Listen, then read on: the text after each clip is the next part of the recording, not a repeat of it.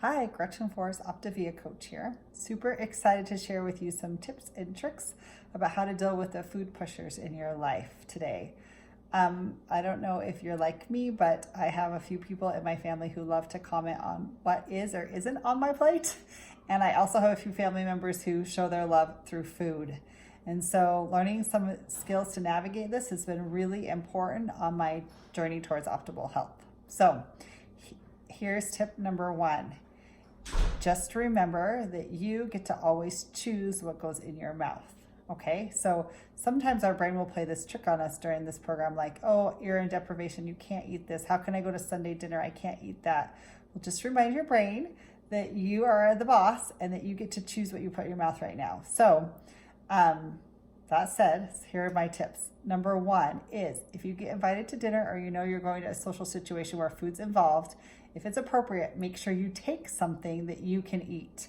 So if you haven't seen Sandy's Kitchen's website, she has great lean and green recipes. She has appetizers, hors d'oeuvres, and some dinner entrees. So make sure that you have something you can eat. So sometimes that involves calling the host and saying, hey, just calling to let you know that I'm on a program that's helping to balance my blood sugars. Would it be okay if I bring this to dinner? Or, hey, what are you serving for dinner? Maybe I can add something to it. I don't think any host would ever turn down bringing extra food. So that's tip number one, is make sure that if you get invited to eat with people, that you make sure that you have something you can eat. Okay, tip number two is if you're at someone says, oh my goodness, you need to try this piece of cake. It's so yummy.